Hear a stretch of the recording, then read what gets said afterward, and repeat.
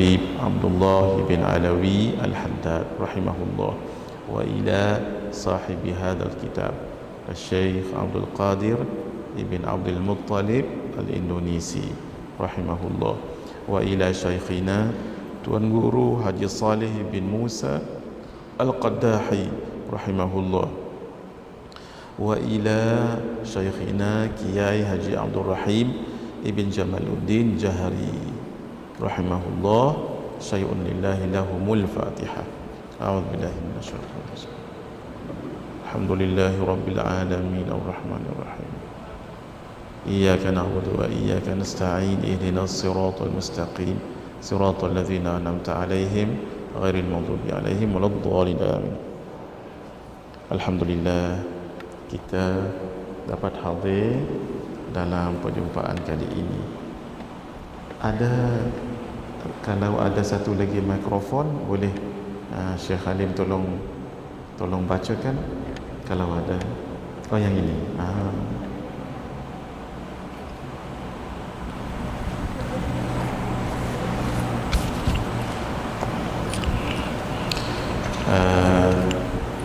Sudah dapat, Syekh Halim sudah bagikan.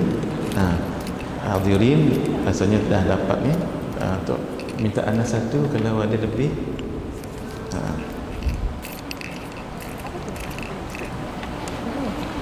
Ini terima kasih Kak. Terima kasih banyak. Hadirin, ayah ibu sekalian, ini sangat cantik sekali, alhamdulillah. Syekh Halim kita buatnya. Beliau yang buat ini, alhamdulillah, infak untuk kita semua. Cantik sekali. Jadi yang ini kalau boleh ya, ini tampal ke sini, tampal ke depan. Ini tampal, nantilah balik rumah nanti tampal. Sebab kalau kita mengaji tasawuf, kitab apapun dengan guru mana pun, inilah yang kita pelajari. Supaya nanti bila saya katakan kita di tahap mana dah sekarang, tuan-tuan puan-puan boleh jawab takhalli. Nanti kita akan masuk tahalli. Dalam kitab ni dua tu je. Dalam kitab kita ni kita akan sampai peringkat takhalli dan tahalli. Adapun tajalli itu kurniaan Allah. Boleh ya? Mari kita lihat dulu yang ini sebelum kita baca kitab. Peringkat penyucian diri dalam ilmu tasawuf. Semua dah dapat? Ada yang belum lagi? Ada Bang Haji belum lagi. Sebab Bang Haji datang awal tadi. Ada lebih lagi tak? Ada. Buat 200 habis. Kalau ada lebih lagi boleh bagi Bang Haji satu. Cukup buat. Tadi buat 200. Bang Haji tak dapat lagi.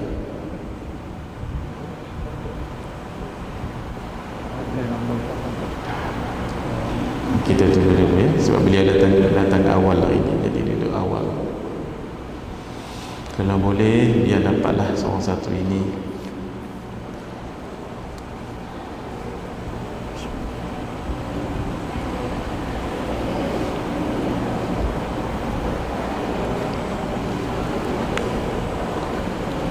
Yang ini nanti boleh bagi dengan orang lain pula, photostat. Tapi kalau bagus photostat macam ni, photostat warna. Memang mahal sikit lah photostat warna ni, tapi ini berpanjangan amalan jariah ni, amal jariah.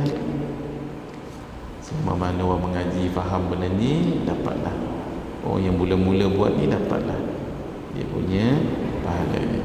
Baik, bismillahirrahmanirrahim. Mari kita lihat peringkat penyucian diri dalam ilmu tasawuf. Istilah tu dipakai dengan tazkiyatun nafsi. Tazkiyatun nafsi. Kalau guna bahasa Arab, ta, zai, kaf, ya, ta. Tazkiyah. Ta, zai, kaf, ya, ta. Tazkiyah.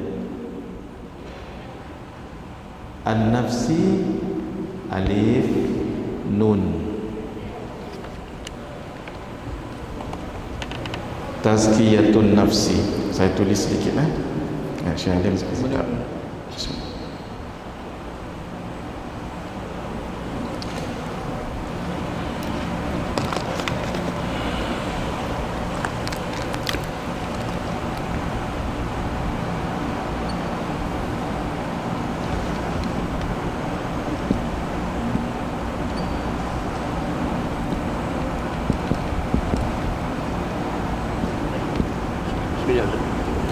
Kita break ni je. Ya.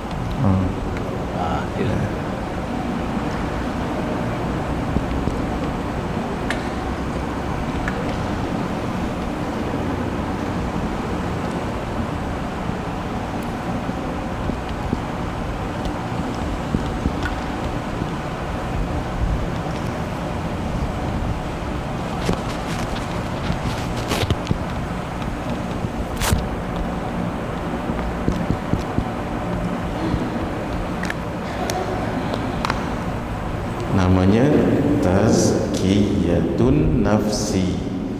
Tazkiyah, penyucian. Nafsi, diri boleh, paling tepat jiwa. Inilah ni, kalau kita belajar ilmu tasawuf, mesti melalui peringkat ini. Satu, namanya takhalli. Ada kha. Takhalli bermaksud kosongkan. Maksud kosongkan diri daripada sifat-sifat madmumah. Apa dia sifat madmumah itu? Satu, 7 anggota yang zahir: mata, telinga, lidah, perut, kemaluan, 2 tangan, 2 kaki. Kita baru cerita bab telinga. Kemudian habis kita cerita ni, baru kita baru kita berpindah ke satu lagi, 10 sifat batin. Apa dia? Suka makan. Nanti kita cerita tu dalam kitab ni. Saya suka sangat buku ni, memang dia cantik sangat. Ini tuan-tuan khatamkan kitab ni dulu, bab tasawuf pun dah syukur dah. Buku ni khatamkan dulu, barulah pergi ke peringkat lebih tinggi. Ini paling basic dan sangat teratur. Suka bercakap, marah, hasad, kedekut, suka kemasyhuran. Suka kemasyhuran ni suka nama, glamour kata orang. Suka dunia, sombong, ujub dan riya. Penyakit-penyakit yang lain tu semua masuk bawah tu. Kemudian barulah ke satu peringkat yang lain, namanya tahalli. Walaupun ia seperti takhalli dulu baru tahalli, tapi untuk peringkat kita sekaligus kita kosongkan diri kita daripada sifat madmumah, sekaligus hiasi ia dengan sifat-sifat mahmudah. Jadi taubat bukanlah bermakna kena selesai dulu takhalli baru taubat, tidak, sekaligus. Taubat, takut Allah. Tengok dia susun tu cantik je. Kalau orang tu sabar, syukur tapi tak taubat, tak jadi. Dia mesti taubat dulu. Takut Allah, zuhud, sabar, syukur, ikhlas, tawakal, sayang Allah, redha Allah, dan ingat mati. Itu kemuncak dia. Sebab kadang-kadang berzikir tak juga kita takut, sabar tak juga kita takut, baca Quran tak juga, majlis ilmu tak juga kita takut. Tapi kalau bab mati, takut kita. Dia kuat, ampuh tu. Inilah yang dituntut. Itu namanya matlub. Ini yang dituntut kepada siapa? Pada kita. Adapun yang paling kanan sekali, itu namanya tajalli. Itu urusan Allah. Ini namanya mauhub, pemberian Allah. Tapi syarat nak dapat pemberian mesti selesaikan dulu 2 itu. Apa dia pemberian Allah? Pahala. Itu jangan dituntut, sebab itu urusan Allah. Syurga memang kita nak, tapi itu urusan Allah. Ilmu ladunni jangan diminta, Allah bagi. Irfan ni dia tahu secara batin, itu maksud irfan. Dia tahu secara batin kurniaan Allah secara batin. Dia hampir sama dengan laduni. Ilmu laduni ni ilmu yang Allah beri. Asalnya min ladunna, daripada sisi kami. Sebab Allah mengajar Nabi Khidir. Nabi Khidir, ada yang panggil Nabi Khidir. Jadi Nabi Khidir. Kenapa Nabi Khidir? Sebab Nabi Khidir selalu pakai pakaian warna hijau. Sebab itu disebut Khidir. Khilaf ulama, ada yang mengatakan Nabi Khidir sudah wafat. Kebanyakan mengatakan belum wafat. Sebab itu kadang-kadang ada orang jumpa Nabi Khidir dalam bentuk manusia, Itu tak pelik. Kalau Allah mengkehendaki, tak pelik. Jangan kata Nabi Khidir. Malaikat pernah datang jumpa Nabi dalam bentuk manusia. Siapa nama sahabat Nabi yang sangat mirip dengan malaikat tadi itu? Kata Nabi, malaikat tadi itu mukanya mirip macam Dihyah Al-Kalbi. Ada seorang sahabat Nabi yang handsome, namanya Dihyah Al-Kalbi. Malaikat menyerupai beliau. Jadi tak pelik kalau Allah mengkehendaki. Jadi sama juga Nabi Khidir mengikut pendapat kedua ulama belum wafat. Dan ada orang berjumpa dengan Nabi Khidir. Itu tak pelik. Setiap kali berjumpa tu selalunya akan melihat beliau guna pakaian hijau. Sebab tu guna pakaian hijau ni bagus. Kalau siapa yang sakit, yang tak apa-apa sihat, eloklah pakai baju warna hijau. Tapi taklah bermakna orang pakai baju warna hijau tu sakit, tak semestinya. Kalau sakit-sakitnya, elok pakai baju warna hijau. Hari ini saya nak ijazahkan satu amalan guru kami. Kalau sakit, pakailah baju warna hijau satu. Yang kedua, duduk di tempat yang bersih di rumah kita itulah.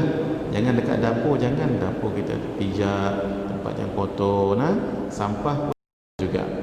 Cari tempat-tempat yang bersih, tempat kita solat. Sudah, kalau boleh wangikan tempat itu dengan gaharu pun boleh. Tapi orang Melayu kalau gaharu mesti takut. Sebab kalau gaharu ada orang mati lah. Walhal itu kan wangi kan. Kenapa ketika orang meninggal tu dipasang gaharu? Kenapa? Sebab ia wangi. Bila wangi, malaikat suka kepada yang wangi. Itu tujuannya, bukan wangi, bukan gaharu hantu, terbalik kerjanya. Boleh, kalau boleh sediakan di rumah tu gaharu. Kalau tak pun, yang selalu digunakan dalam majlis maulid tu namanya bakhur. Ada yang mahal, ada yang murah. Kalau tak pun beli gaharu lah, senang. Kalau tak beli bakhur, tapi nak bakar bakhur tu kena ada bekas dia. Kemudian dinyalakan api, bakar letak kat situ. Ni kalau sakit-sakit ni, pertama tadi pakai pakaian hijau. Kedua, berada di tempat yang bersih. Ketiga, bakarkan gaharu atau bakhur. Kemudian diulang-ulang membaca. Apa yang dibaca? Tuan-tuan semua hafal ni dalam kitab Maulid Imam Al-Busiri. Apa dia? Maula ya salli wa sallim daiman abada ala habibika khairil khalqi kullihim. Maula ya salli wa sallim daiman abada ala habibika khairil khalqi kullihim. Itu diulang banyak-banyak. Saya ijazahkan amalan ni kepada tuan-tuan puan-puan sekalian ya. Kalau sakit, saya pun sakit, kita pun sakit, tapi jangan tak makan pil, makan ubat, makan. appointment doktor pergi. Ini alternatif. Sambil-sambil tu kita buat begitu, insya-Allah ya. Jadi pertama sekali pakai baju warna hijau. Walaupun sebenarnya hari tu turn kita baju warna biru. Di rumah pakai, di rumah warna hijau. Kemudian duduk tempat yang bersih, kalau boleh menghadap kiblat ya, kalau boleh menghadap kiblat. Walaupun kita uzur sekalipun, Ka'jah, Ma'jah, walaupun uzur sekalipun. Letakkan bakhur gitu. Kalau tak ada bakhur, ambillah minyak wangi apa-apa pun, pancitkan. Pancitkan saja. Minyak attar ke, perfume apa yang ada tu tak apa. Barulah diulang-ulang membaca tadi tu. Maulaya salli wa sallim daiman abada ala habibika khairil khalqi kullihim. Maulaya salli. Yang itu itu diulang banyak-banyak. Itu diajar juga oleh guru kami Syekh Ahmad Fahmi Zamzam. Syekh Ahmad Fahmi Zamzam Al-Banjari Al-Nadwi Al-Maliki. Yang itu saya campurkan tu amalan beliau dengan Al-Habib Salim bin Abdullah bin Umar Asy-Syatiri. Jadi amalannya begitu tadi tu. Kalau guru saya Syekh Ahmad Fahmi Zamzam, beliau yakin sangat-sangat dengan Qasidah Al-Busiri. Qasidah Al-Busiri itu kan yang kecil tu. Beliau pernah 2 kali kena stroke. Dia sangat yakin dengan itu. Baik. Jadi yang dituntut pada kita adalah takhalli dengan tahalli. Adapun tajalli itu urusan Allah. Boleh semua. Yang ni nanti tak dekat tepi. Tadi jangan dibubuh begini. Jangan bubuh begini, nanti dia terbang nanti. Paling kurang letak kat sini. Siapa yang kata nak lapid, biar lapid dengan plastik lah. Yang ni kalau cara lapid ni begini, ni gitu cara lapid. Sebab nak lapidkan ni kan, kecuali tuan-tuan dah pro dah, ini telinganya ni tetap ulang lah. Kalau tidak lapid pun paling kurang begini. Ni telinga ni saya baru tahu juga, penerbit dia kata telinga ni buka ni. Tapi kena gam tu supaya jangan terlari, tertanggal. Bismillahirrahmanirrahim. Hari ini kita pada muka surat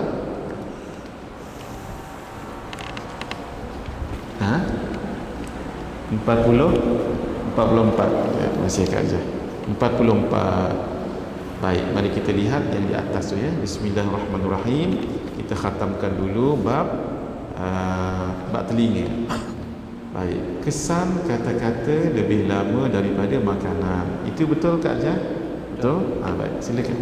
Bismillahirrahmanirrahim. Qala mu'alif wa fizallahu ta'ala wa nafa'ana bi wa bi'udumi fid daraini amin. Allahumma amin. Kesan kata-kata lebih lama daripada makanan. Kesan daripada kata-kata yang didengar adalah lebih lama daripada kesan makanan, kerana makanan yang ada di dalam usus boleh hilang dengan tidur, atau ia mungkin kekal untuk beberapa hari, tetapi ia akan hilang selepas makan ubat pencair ataupun julap. Itu kalau sakit perut, makan Panadol, makan kalau di kampung tu ubat cap kaki 3 tu bawa tidur, nanti okey lah. Makan yang masak-masak julap tu ya. Tapi kata-kata lain. Kata-kata yang didengar sebaliknya, kadang-kadang ia boleh kekal seumur hidup di dalam hati. Itu kadang-kadang dia tu ada orang katakan dia sepatah 2 perkataan je dia pun merajuk, ya Allah, dan dia ingat yang orang tu sebut sampai dia meninggal dunia. Kadang-kadang dia macam kecil hati tu sampai meninggal dunia. Itulah bahayanya kata-kata. Sekiranya kata-kata tadi tidak elok, maka seseorang akan sentiasa memfitnah dan boleh menyebabkan was-was. Bahkan ia boleh menyebabkan kesan buruk yang besar. Baik, was-was di sini bukan was-was yang tu, bukan was-was yang orang was-was 3 kali takbir, itu bukan. Was-was di sini maksudnya ragu-ragu. Termasuk ragu-ragu ni apa? Dulu dia percaya ke orang tu. Akhirnya dah jadi tak percaya dia. Itu maksudnya was-was. Dulu dia sayang dengan orang tu, sebab dengan perkataan itu dia mula membenci. Itu maksudnya was-was ni, bukan was-was untuk sampai 3-4 kali takbir, sampai 3-4 kali. Itu was-was lain tu. Boleh menyebabkan kesan lebih buruk begini. Kadang-kadang orang tu mengata dia punyalah sakit hati, maaf, dia kecewa sampai dia nak balas dendam pula. Yang balas dendam ni yang bahaya tu. Kadang-kadang sampai ke tahap guna ilmu hitam, kata orang. Jangan lupalah hadirin, amalan yang kita bagi tu jangan lupa. Ikut saya sama-sama ya. Siapa yang ada kertas tu, tengok cara baca. Ikut saya sama-sama. Saya baca dulu. La ilaha illallah, La ilaha illallah, Al-Halimul Karim, Al-Halimul Karim, Rabbus samawati sab'i, Rabbus samati was-sab'i, wa Rabbul wa Rabbul Arshil Azim. Arshil Azim. La ilaha illa ant, La ilaha illa Azza Jaruk, Jaruk, wa Jalla wa Jalla Thana'uk, Sana'uk, Allahu Rabbuna Allahu wa Rabbuna Rabbukum, wa Rabbukum, lana lana a'maluna a'maluna wa lakum wa lakum a'malukum, la la hujjata la bainana bainana wa bainakum, wa bainakum, Allah yajma'u bainana bainana wa ilaihil wa ilaihi masir. Kalau tak ingat yang lain, bacalah yang itu.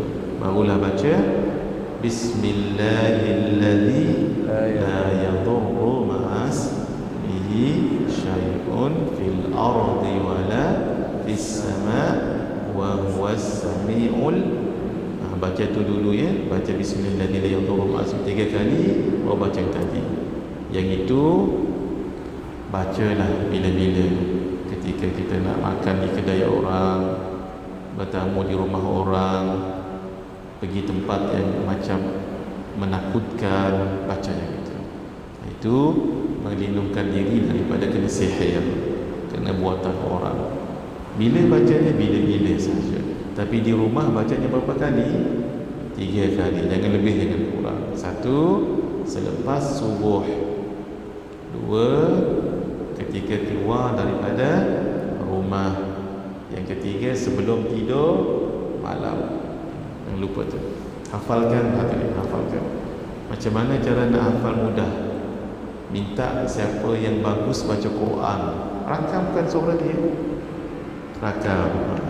Untuk kita nak hafal, mainkan saja. Kan dalam handset kita tu kita boleh adjust kan supaya dia berulang-ulang, memang boleh. Tak tahu telefon tuan-tuan ya, telefon saya boleh. Contohnya yang saya baca tadi tu kan, kita setkan ulang sambil kita duduk sini dengar, baca, tengok yang teks tu, dia dengar, lepas tu pasang, nanti dia akan sendiri jadi hafal. Baik, Bismillahirrahmanirrahim. Tafadhal. Oleh itu, orang yang berakal hendaklah menjaga pendengaran dan seluruh anggotanya sebelum ditanya pada hari akhirat nanti. Ya, jangan dengar kalau tak perlu. Ingat yang saya sebut hari itu, kenapa ada ulama pakai serban berbeza. Ingat, ada yang tutup 2 telinga sebab isyarat tu, jangan cerita benda-benda tak elok pada saya. Ada kalau Habib Omar, sebelah tutup, sebelah lagi buka sikit separuh. Kalau Syekh Nuruddin, 2-2 separuh. Kalau Syekh Nuruddin kami ada, kalau Ustaz Mahathir, 2-2 terbuka. Nah, itu sebab, ada sebab tu, bukan sebarang tu ya. Sebenarnya kita tengok diri kita juga. Kalau kita ni baik tak baik, cuba lihat begini. Ada 2 orang sedang, maaf ya, mengata orang. Datang je kita, terus ubah tajuk Qalbun Salim. Baguslah kita tu. Tapi ketika 2 orang ni sedang mengata orang, kawan tu datang, mari kita tambah setengah jam lagi sebab dia banyak input. Dia banyak cerita. Dia tengok orang juga. Baik ya. Mari kita lihat apa kata Al-Imam Abu Hatim. Beliau mengatakan yang bawah tu ya. Wal haya'u yadullu 'ala al-aqli kama anna adamahu dalun 'ala al-jahli. Malu menunjukkan kecerdikan sebagaimana tidak malu menunjukkan kejahilan. Kalau orang malu dia tak cakap banyak. Sebab dia takut ada yang salah silap nanti tu. Ya? Tapi kalau tak malu, tengoklah tu. Dia jahil. Dia tak tahu yang dia cakap tu jahil. Contoh ya, saya nak mengajar Kak Ajah, Mak Ajah masakan tom yam. Walau depan saya ni, ini semua pro masak tom yam. Bukannya tengok ingredient main campak je. Makan Allah. Saya baru nak mengajar. Diketawa orang. Sebab itu bukan bidang saya. Jahil. Hadirin, contoh, nak masak tom yam, masukkan ni tom yam campur ya. Masukkan udang dahulu. Tengok, tu pun dah salah dah. Sepatutnya masuk apa dulu? Daging dulu supaya dia lebih cepat empuk. Ini udang dulu. Yang kedua, masukkan sotong. Lagilah salah. Nanti sotong tu kalau dah lama sangat jadi macam getah nanti tu. Tengok, dah dua dah silap kat situ. Barulah masukkan ayam. Dah silap lagi. Baru masukkan daging. Allah. Macam mana buat tom yam macam tu? Jangan bercakap kalau itu bukan bidang kita. Tapi maaf ya, orang tak malu dia cakap juga.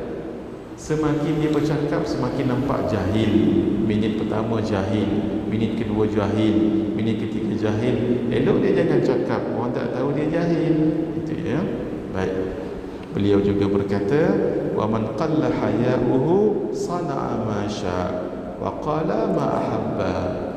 Sesiapa yang sedikit rasa malunya, dia akan melakukan apa saja yang dia inginkan dan bercakap apa saja yang dia suka. Memang orang tak malu gitu.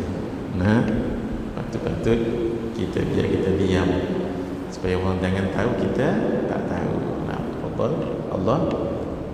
Allah SWT berfirman, Inna sam'a wal basara wal fuada kullu ulaika kana anhu mas'ula.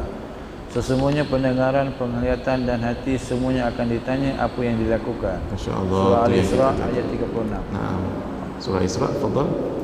Ayat 36. Jadi sesungguhnya pendengaran yang akan ditanya ni, kita tahu kan dia akan ditanya. Dan kita pun takut. Kalau boleh lah, ketika kita mendengar umpat tu, telinga ni jangan ada sama, supaya dia tak dengar. Tak boleh. Ke mana-mana kita pergi pun inilah ikutnya. Jadi ditanya nanti di hari akhirat. Kita kena jadi orang cerdik. Kenapa? Kalau yang didengar itu dosa, kan nanti kita akan dapat azab. Biar dia dengar yang baik-baik macam ni. Ni baik-baiklah ni. Sama juga dengan basar mata. Biar mata dilihat Quran selalu, lihat kitab selalu, lihat guru selalu, lihat majlis ilmu selalu. Fuad hati, jangan hati ini nak, maaf ya, bermusuh dengan orang, hasad dengan orang, tidak syukur, tidak sabar. Jadikan semua baik. Sebab semua akan ditanya nanti. Walaupun kita solat taklah banyak, solat sunat, puasa taklah banyak, tapi mata kita banyak lihat benda yang baik. Semua bercakap nanti, ya Allah, aku di dunia selalu lihat benda yang baik. Telinga, saya selalu mendengar yang baik. Kan senang ya? Senang mendapat pahala ya. Semuanya ditanya di hari akhirat nanti. Itu yang kita takut tu. Kalau tak ditanya, taklah kita risau sangat. Ya, wallahu a'lam. Mari kita lihat fasal yang ketiga, lidah. Fadhal. Bismillahirrahmanirrahim. Kebaikan lidah yang berkaitan dengan dunia dan akhirat. Ini tajuk ni tak ada dalam kitab asal, tapi saya tambah ya bagi nampak kita nak bincang apa ni. Ketahuilah Allah SWT menjadikan lidah untuk beberapa kebaikan dunia dan akhirat. Bermakna tidak semua ya. Ini pun ayat daripada Al-Faqir untuk ikut yang cara mula-mula itu. Ini untuk kita amanah. Kalau ayat kita, bagi tahu ayat kita. Kalau ayat Tuan Pengarang, asal bagi tahu. Itu namanya amanah. Baik. Antara kebaikan yang berkaitan dengan dunia ialah mencari harta dengan melakukan akad seperti akad jual beli, akad sewa dan lain-lain. Biasanya bila sebut dunia ni akan lihat keuntungan. Keuntungan tu akan dapat melalui proses jual beli, sewa menyewa, gadai menggadai. Itu semua perlu lidah. Saya beli, saya jual. Itu untuk jual beli contohnya ya. Untuk nikah kahwin, saya terima aku nikahkan engkau dengan anakku. Terima, aku terima nikahnya dengan mahar yang tersebut. Contoh. Baik. Antara kebaikan lidah yang berkaitan dengan akhirat pula ialah membaca Al-Quran dan hadis. Baik, membaca Al-Quran. Tuan-tuan, saya pesan sungguh-sungguhlah untuk diri saya ya. Janganlah tak baca Quran. Bacalah Al-Quran. Paling koman, kata orang maaf ya, paling koman lah setiap hari tu yang ni janganlah tinggal surah Az-Zalzalah 2 kali. Saya pesan ni di mana-mana saya ceramah ataupun berdakwah. Paling koman lah kata orang surah Az-Zalzalah berapa kali? 2 kali. Ni orang dah biasa amal ni tahu ni. Tu paling kurang ya. Yang kedua Al-Kafirun berapa kali? 4 kali. Al-Kafirun 4 kali. Yang ketiga Al-Ikhlas. Cukuplah tu. Cukuplah tu. Kalau nak tambah memang ni saya nak cerita paling ringkas. Siapa yang baca surah Az-Zalzalah sekali, Nabi katakan seumpama dia membaca setengah Al-Quran. Idza zulzilatil ardu zilzalaha ta'dilu nisfal Quran. Menyamai membacanya 1/2 Quran. Tu yang kita baca 2 kali tu. Terus amal terus amal kita. Tapi jangan baca sekarang tengah mengajar ni. Maklum pakai mask, bergerak-gerak. Lupa baca tadi, lah baru baca. Jangan baca dulu. Jangan baca dulu ya. Tuan-tuan, kalau kita duduk majlis ilmu ni jangan risau. Pahalanya besar. Katalah ya, katalah Maghrib dengan Isya abang ngaji, Kak Ajah, ni Pak Haji, Mak Ajah selalu baca Quran waktu tu. Selalu. Tapi waktu tu ada ustaz mengajar. Kalau kita baca Quran, takut nanti ustaz tu kecil hati. Kenapa? Seolah-olah dia tak dihormati. Walau baca Quran bagus kan? Tinggalkan. Dengar baca Quran. Hatta Maghrib dengan Isya amalan kita baca Ratibul Haddad. Tu jangan tinggal tu. Baca Ratib Al-Haddad. Siapa yang ada buku ni ataupun buku warna hijau. Siapa ada buat buku warna hijau, tengok sekejap supaya yang lain nampak. Tolong angkat sekejap Kak Ajah. Angkat saja ya untuk kita nak bagi tahu. Ini satu yang warna hijau. Amalan selepas solat. Betul, itu satu. Amalan lepas solat. Yang warna hijau. Ada tak? Yang bawah. Yang itu Kak Ajah angkat sekejap je. Angkat. Itu. Cuba tuan-tuan tengok dulu. Ini dengan yang Kak Ajah angkat tu, angkat sikit Kak Ajah. Adik-beradik. Ini dengan yang ada Kak Ajah tu adik-beradik. Cuma yang itu abang dia, ni adik dia. Kenapa? Yang itu sama je dengan ini. Bezanya yang itu ada terjemahan. Ini tidak ada terjemahan. Baik. Siapa yang ada buku ni tolong cek sekejap. Kan lepas subuh, mari kita tengok sekejap ya. Lepas subuh ada 6 amalan di situ. Sudah.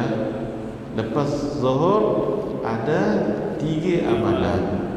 Selepas asar 3, lepas maghrib 3, lepas isyak 2. Sekarang tolong tandakan. Saya tahu ada yang tak sempat nak amal. Buku tu pun boleh tanda Kak Ajah. Buku yang Kak Ajah pegang tu boleh tanda juga. Baik. Amalan selepas solat subuh sudah paling kurang amalkan 2 paling kurang.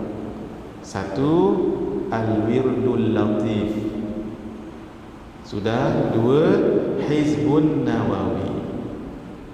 Katalah memang sibuk betul lah, memang sibuk betul, 2 pun tak larat, cuma 1 je, pilih al-wirdul latif.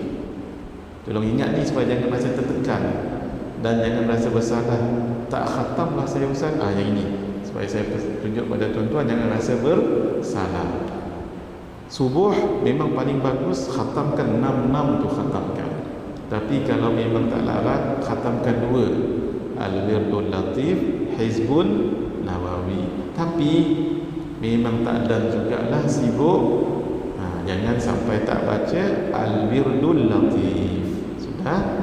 Itu. Sekarang Zuhur pula, sama-sama tengok Zuhur. Amalan selepas solat Zuhur. Amalkan 2 hizbun nasar dengan doa fakhrul wujud. Yang itu paling kurang. Tak dapat juga, pilih 1, iaitu doa fakhrul wujud. Doa tu pendek tu. Sudah. Sekarang masuk asar pula. Masuk asar, hizbul bahar dengan ratib al-attas. Itu jangan tinggal. Tapi kalau tak boleh juga, pilihlah ratib al-attas ataupun hizbul bahar. Pilihlah mana 2 tu, ratib al-attas atau hizbul bahar. Maghrib, pilih ratib al-haddad, ratib al-haddad.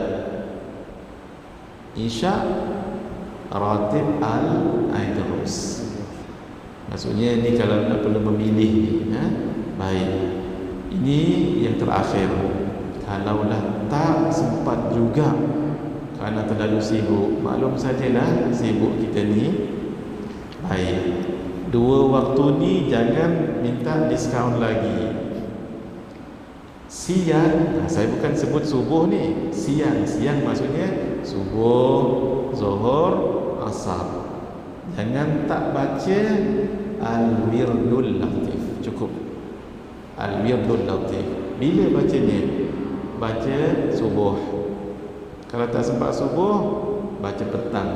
Cuma bezanya, kalau subuh Allahumma inni asbahtu, kalau petang Allahumma inni amsaytu. Ada nota kat sini. Sudah. Malam jangan tinggal ratib al-haddad. Makin kecil kita ni. Bagi diskaun banyak dah ni. Siang paling kurang baca apa tadi? Al-wirdul latif. Bila bacanya paling bagus? Lepas subuh. Kemudian malam ratib al-haddad. Bila bacanya? Mana-mana malam paling bagus lepas maghrib. Lepas maghrib kan kita ada pengajian kuliah maghrib. Tak payah baca dulu, balik rumah nanti baca. Tu je lah. Tak ada diskaun lagi, itu saja. Buku ni sebenarnya dibaca sehari semalam khatam. Ini bukan sebulan sekali ni. Ini dibaca sehari semalam. Kalau tuan-tuan maaf ya, diuji oleh Allah, maaf. Katanya dibuat orang, ada sangka, contohnya sihir. Baca. Yang paling kurang yang saya sebut tadi tu. Sudah ya? Dan saya sangat-sangat menganjurkan, sangat-sangat menganjurkan, iaitu yang saya pernah sebut di sini, hizbun nawawi. Sangat-sangat saya anjurkan. Ini ni pendinding diri. Saya dah sebut dengan tuan-tuan ya, kekuatan hizbun nawawi itu apa? Kekuatan dia ni, hizbun nawawi ni, Masya Allah, sangat luar biasa. Saya ulang balik, saya dah cerita hari itu. Khalifah Hajjaj Ibn Yusuf Al-Thaqafi. Beliau terkenal dengan ketegasan. Malah beliau dikatakan khalifah yang zalim bagi setengah kitab ya. Beliau ini pernah sekali seperti tak bersetuju dengan sahabat Nabi, iaitu Sayyidina Anas bin Malik. Adalah benda yang dia tak setuju tu. Beliau ni agak tegas dan pemarah. Beliau kata, wahai Anas, kalaulah kamu tidak pernah berkhidmat pada Nabi, nescaya akan adalah berlaku saya dengan kamu. Maksudnya, kalaulah kerana kamu pernah khidmat dengan Nabi, tu yang saya tak buat tu. Kalaulah tak ada benda tu, siap. Gitu bahasa kita tu, siap. Maksudnya, saya akan kasari kamu ke, penjarakan kamu ke, bunuh kamu ke, begitu. Lalu kata Sayyidina Anas dengan tenang, wahai Hajjaj, kamu tidak akan dapat mengapa-apakan saya, kerana Nabi mengajarkanku doa, dan tidak akan ada siapapun, manusia, jin, binatang, boleh mengapa-apakan orang yang membacanya tadi. Doa tadi ni jadi cayak hati Khalifah Hajjaj bin Yusuf Al-Thaqafi. Lalu dia pun mula baik-baik dengan Anas. Apa tujuannya mengaji? Wahai Anas, ajaklah saya doa tu. Kata Sayyidina Anas, kamu belum layak lagi, sebab takut nanti digunakan lain pula. Dah lah kamu kuat zalim macam ni, ataupun kuat begini, amal ni lagi kuat, lagi zalim, takut nanti. Dah segan jugalah Hajjaj nak minta. Tapi beliau cerdik juga. Dihantarnya 2 orang anak beliau dengan bawa uncang duit. Kamu 2 pergi jumpa dengan Anas, tapi aku nasihatkan, kata pak dia, jangan kasari keduanya. Mungkin anaknya pun mewarisi juga panggil pak mungkin ya. Wallahu alam, kasar-kasar kita. Jangan kasari. Minta dia ajar doa yang beliau pernah sebut pada saya. Keduanya pergi. Kata Anas, belum masanya, kamu belum tiba masanya. Balik gitu je lah. Ketika Sayyidina Anas hampir nak meninggal dunia, beliau bagi tahu, saya ajarkan, tapi janji jangan buat pada benda yang tak elok. Doa tu nak kata panjang tak juga, nak kata pendek tak juga, senang dihafaz. Dia panjang sikit daripada Ayatul Kursi. Ayatul Kursi campur 2 ayat lepas tu, itulah panjang dia. Cuma bacaan itu, doa Sayyidina Anas tadi tu, sebahagiannya ada dalam Hizbun Nawawi. Itu yang saya nak tuan-tuan baca tu, Hizbun Nawawi. Kalau terasa dizalimi oleh orang, ataupun ada orang menakut-nakutkan kita, keluarga kita ke, ataupun orang tu memang zalim, ditumbuknya kita, dirampasnya milik kita, baca ini Hizbun Nawawi. Baca dengan yakin. Sebahagian amalan tadi itu ada dalamnya. Malah Hizbun Nawawi ini lebih panjang. Ini dikatakan disusun oleh Imam Nawawi. Imam Nawawi kan yang menulis kitab 40 hadis, yang menulis kitab Rawdatul Talibin, Minhaju At-Talibin, banyak lagi lah kitab beliau. Ini orang wali Allah besar. Oleh hadirin, saya ijazahkan ya. Ini siapa yang beli ni dapat ijazah lah ni. Siapa yang dapat beli ni dapat ijazah. Tapi yang saya sebut tadi itu secara khusus, amalan khusus. Baik. Ya.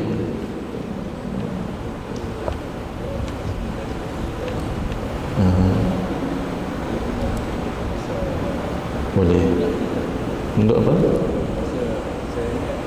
Bismillahirrahmanirrahim. Dekat wali minum racun. Ada betul. Bismillahirrahmanirrahim tu itu antara amalan yang dibaca oleh sebahagian riwayat, ya, sebahagian kitab mengatakan ketika Sayyidina Khalid bin Al-Walid dicabar, kalau Islam betul-betul minum racun ni, beliau minum. Tapi ketika beliau minum dikatakan beliau membaca dua doa. Satu, Bismillahilladzi la yadurru ma'asmihi syai'un fil ardi wala fis sama' wa huwas samiul alim. Baca tu. Satu lagi dikatakan beliau membaca Bismillahi khairil asma fil ardi wa fis sama'. Barulah Bismillahilladzi la yadurru ma'asmihi syai'un fil ardi wala fis sama' wa huwas samiul alim. Baguslah yang tu. Ada dalam Al-Wirdul Latif. Bismillahi khairil asma, dengan nama Allah sebaik-baik nama, fil ardi wa fis sama, di langit, di bumi dan di langit. Baru Bismillahirrahmanirrahim. Boleh gabung lagi, bagus mengaji. Sebab yang itu adalah daripada hadis. Bismillahirrahmanirrahim daripada hadis. Tambah lagi lepas tu Bismillahi khairil asma, dengan nama Allah sebaik-baik nama, fil ardi, di bumi, wa fis sama, dan di langit. Barulah Bismillahirrahmanirrahim. Boleh ya tuan-tuan. Siapa yang contohnya di rumahnya katanya keras, ya, ada keras, di tempat-tempat ada keras, janganlah lupa baca Hizbun Nawawi. Kalau siapa yang maaf diuji oleh Allah, kena sihir ke, kena santau ke, maaf ya, maksudnya yang sudah kena, mudah-mudahan sembuh, ya, mudah-mudahan. Antara amalan yang jangan lupa Hizbun Nawawi. Tapi kalau orang yang sudah kena tu, dia kena mujahadah sikit lah mengaji. Bila? Baca pagi sekali, malam sekali. Untuk orang yang tak ada apa-apa, buat pendinding awal-awal. Inilah pendinding dia. Hizbun Nawawi kuat ni, Masya Allah. Kalau kita pergi homestay kan homestay tu ditinggal lebih 40 hari, baca. Ataupun di rumah kita, rumah besar, banglo, anak-anak semua dah besar dah, pergi ada tinggal di rumah masing-masing, tinggal kita dengan suami, ada bilik anak kita yang dah lama dah tak dibuka tu, baca kat situ. Saya nasihat itu, ingat hadirin, kalau baca Quran, buka pintu-pintu bilik tu, buka supaya suara tu masuk dalam tu.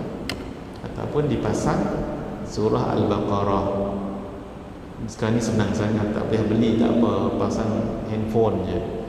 Tapi nak kena tu lah, kredit dia kena banyak. Kalaupun siapa yang pakai wifi tu kan, semua buka je. Tak pun download dulu, nanti pasang. Kalau Al-Baqarah ataupun ayat-ayat, tak semestinya kita baca live, rakam pun boleh, tapi kesannya lebih pada yang live. Baik, tolong diingatnya Hizbun Nawawi. Ini banyak kegunaan. Orang zalim takut dengan jin iblis, baca saja. Tadi macam ada ustazah nak tanya, maaf tak dengar sangat saya, baca habis. Mari kita buka Hizbun Nawawi, muka surah 40. Yang itu muka surah berapa Kak Azhar? Yang itu berapa muka surah? Yang ini 40. Kalau yang baca buku ni, dibacanya 40, 41, 42, 43, 44, 45, 46, 47, 48. 48 tolong buka semua dulu. 48 saya nak tunjuk caranya. Ke surah 48 kena tiup air liur begini, tapi jangan keluar air liur 3 kali sebelah kanan. Saya meniup sebenarnya ni 3 kali sebelah kiri, sudah depan 3 kali. Jangan keluar air liur belakang. Agak-agaklah belakang, kerana nak tak ada juga pun sampai habis. Agak-agak tu, ya. Sudah. Yang kedua, yang ni jangan lupa ni.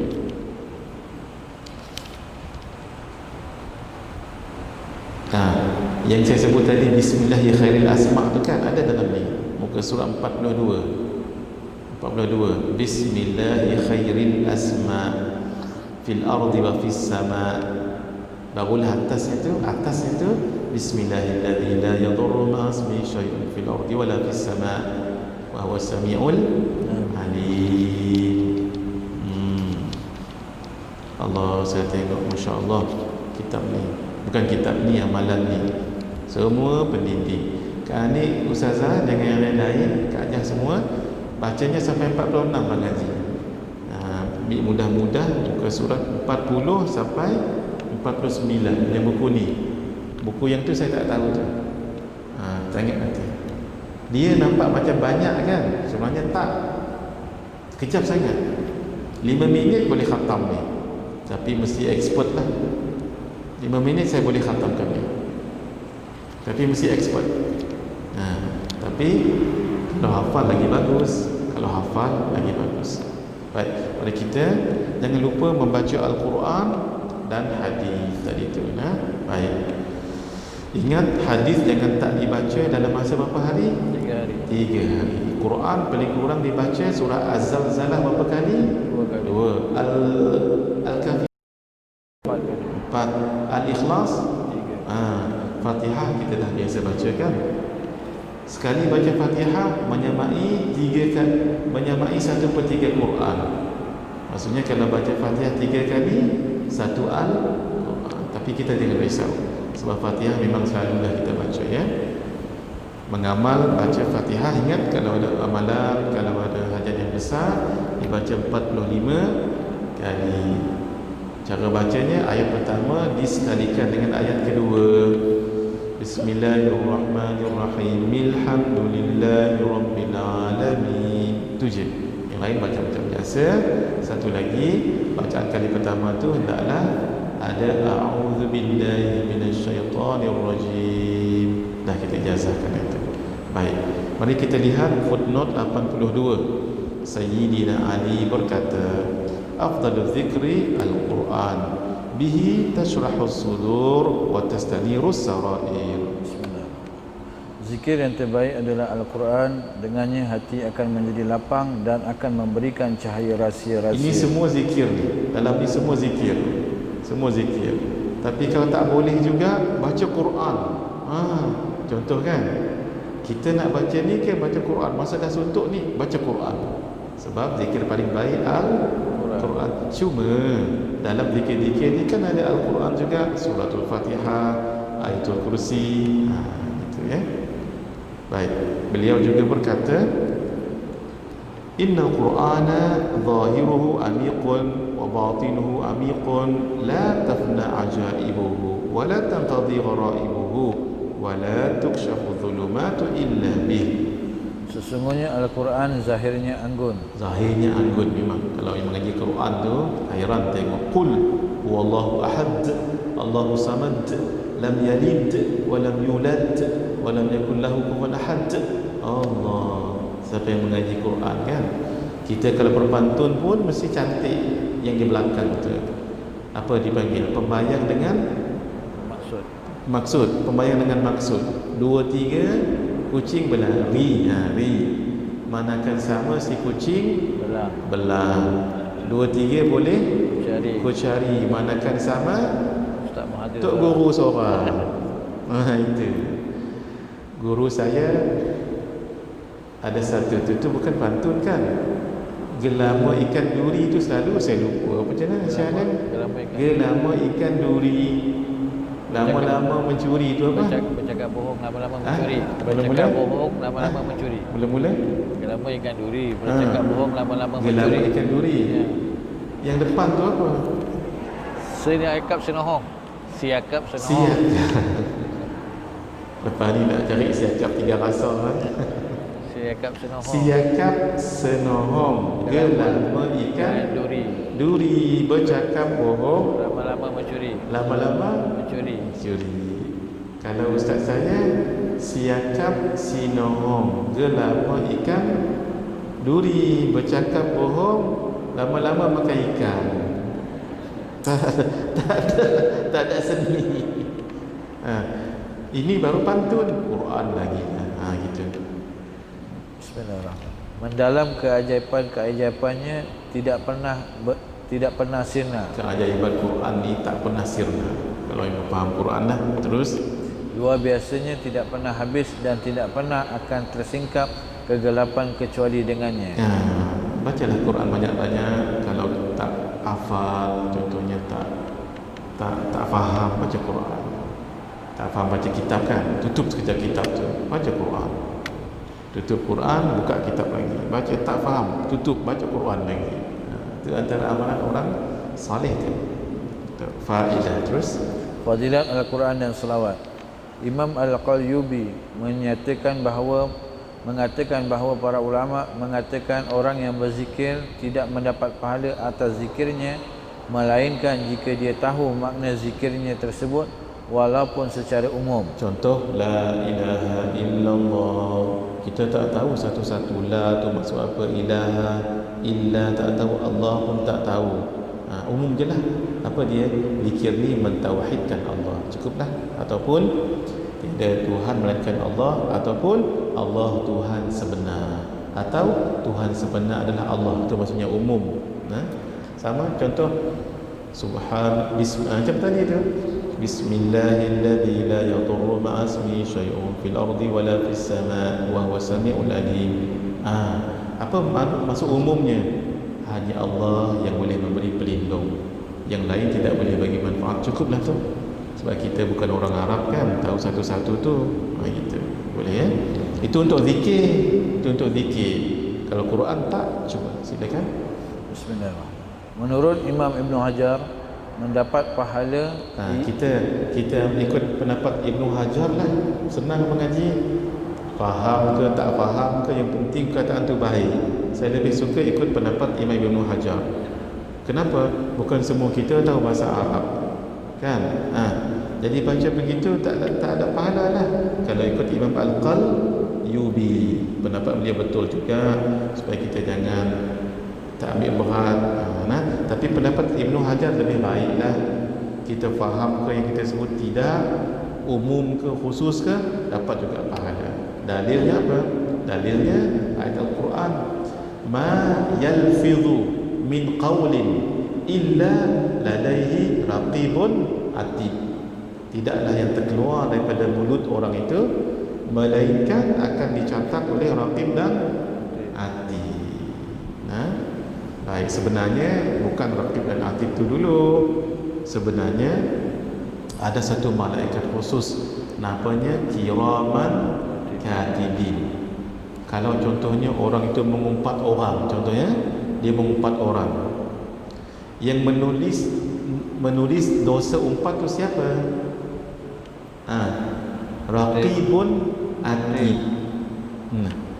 Ada yang kata raqib malaikat lain, ada yang kata atid malaikat lain. Itu satu pendapat. Satu pendapat namanya satu je, raqib atid, itu nama malaikat. Yang kita selalu belajar ni dua kan, raqib mencatat kebaikan, atid mencatat keburukan, gitu ya. Tak mengapa, dua-dua pendapat betul. Tapi sebelum raqib atid ni mencatat, ada lagi satu malaikat, namanya kiraman katibin. Maaf ya, minta dicontoh. Orang tu mengumpat, lalu kata malaikat kiraman katibin kepada malaikat raqib atid, jangan tulis dulu. Kalau dia istighfar bertaubat, jangan tulis. Kalau tidak beristighfar bertaubat, baru tulis. Itu untuk dosa. Kalau untuk pahala, terus tulis. Contohnya doa tadi, terus tulis. Salawat, terus tulis. Jadi dia melalui proses malaikat apa tadi? Kiraman katibin. Beliau dah nanti, malaikat ini yang akan bagi instruction. Tulis sebab dia tak bertaubat. Jangan tulis sebab dia bertaubat. Gitu ya. Baik. Bismillahirrahmanirrahim.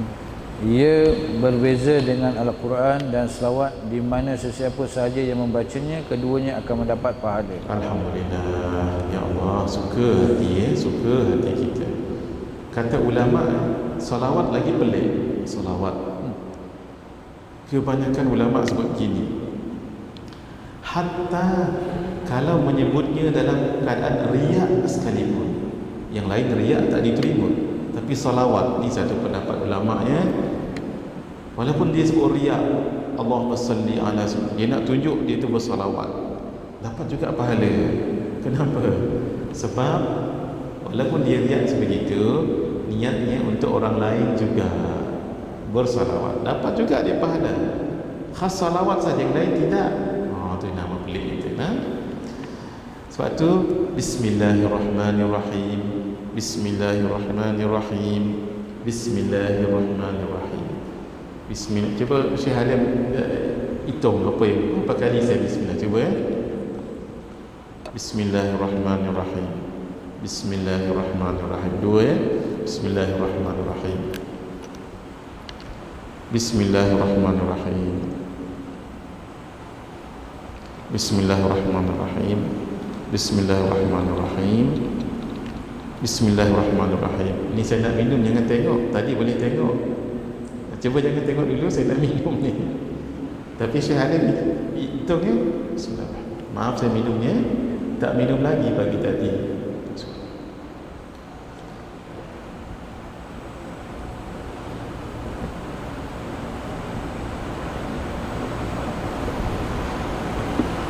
Kalau minum air kosong ni, kita baca doa apa? Allahumma barik lana fima razaqtana wa qina adzabannar. Boleh.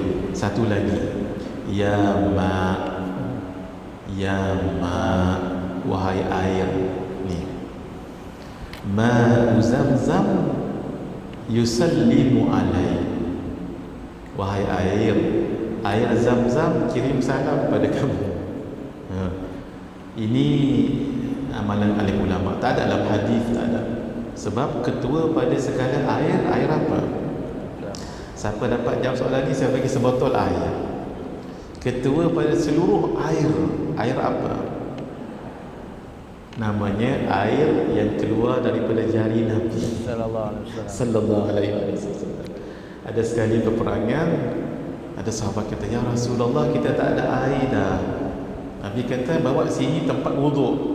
Tempat wuduk kan, tempat wuduk tu ada air sikit. Nabi pun selamkan tangan mengaji dalam tu, dan Nabi keluarkan sini, keluar air tangannya, dapat diminum dan berwuduk 300 prajurit. Bayangkan kita ni berapa ni, tak sampai 100, lebih 100 kita ni minum mengaji. Air tu bukan meleleh tu, tak, air tu memang keluar. Nabi keluarkan ini. Ini namanya mukjizat. 300 prajurit boleh minum. Ada sebahagian riwayat kata 1000. Ya Allah, air inilah yang paling mulia dalam dunia. Barulah air apa tadi? Air Zamzam. Air yang keluar daripada bumi ketika berlaku kepada Sayyidatina Hajar tu, apa nama air tu? Air yang keluar tu mutlak. Air mutlak. Maaf ya, saja nak ni supaya kita berfikir. Sebenarnya bukan air Zamzam, namanya air mutlak. Cuma bila air tu keluar, Sayyidatina Hajar jadi kelang kabut. Nak buat apa ni? Akhirnya beliau buat begini. Dia ambil air tu dengan pasir, dibuat gitu nak. Air tu dibuat gini, Zam-zam tu bukan bahasa Arab tu, bukan bahasa Arab. Sama ada bahasa Mesir ataupun bahasa Palestin, itu bukan bahasa Arab. Ijma' kumpul. Ini zam. Sebab Sayyidatina Hajar, beliau berasal daripada Mesir. Ingat cerita saya dulu? Dah lupa dah. SOP 4 bulan. Saya cerita sekejap supaya tuan-tuan tahu macam mana sejarah air Zamzam. Baik. Sejarah Mekah dan Madinah tak boleh lari daripada Nabi Ibrahim. Saya potong-potong je ni saya nak potong-potong je. Saya dah cerita kat sini dulu, panjang saya cerita. Kaabah itu didirikan oleh Nabi Adam dengan anaknya yang bernama Nabi Syith. Runtuh ketika zaman Nabi Nuh. Allah nak bangunkan balik. Tugas tu siapa? Nabi Ibrahim. Sebab dia datang kemudian tu, yang bagus hafal tu. Adam, Idris, Nuh, Saleh, Ibrahim, Lut, Ismail. Kan datang kemudian Nabi Ibrahim tu. Tapi Nabi Ibrahim, beliau dilahirkan di Iraq, Babylon, yang kita tahu sungai Tigris dengan Euphrates kan, tapi di kawasan Iraq. Hidup di situ dan mendakwah Raja Namrud. Ceritanya panjang, saya terus saja. Beliau Nabi Adam, Nabi Ibrahim dibakar di dalam api yang sangat besar. Sudah, tapi tak mati. Keluar. Lalu Allah perintahkan pergi ke Palestin. Inni dahibun ila rabbi sayahdi. Aku nak pergi ke Palestin supaya Allah memberi petunjuk padaku. Nak pergi ke Palestin kan di atas Palestin tu. Ini kan Iraq, Palestin di atas, melalui Mesir. Ketika itu Nabi Ibrahim ada isteri yang bernama Sarah. Umur Sarah ketika itu 30 lebih tahun.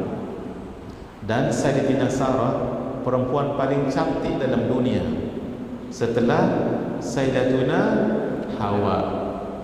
Nabi Adam kan, nenek kita bernama Hawa, paling cantik. Selepas nenenda kita Sayyidatina Hawa, yang paling cantik dalam dunia Sarah lah, tak ada yang boleh lawan.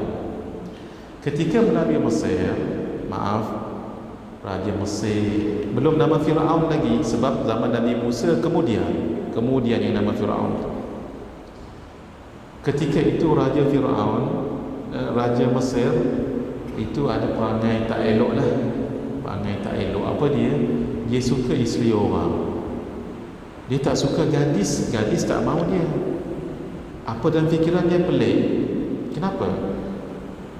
Maaf lah cerita benda ni sebenarnya tak elok, tapi nak bagi tahu. Kalau isteri kan dia ada suami, maksudnya okey lah tu. Maksudnya bukan, maaf ya, bukan gila lah, bukan ada penyakit lah, bukan tak normal.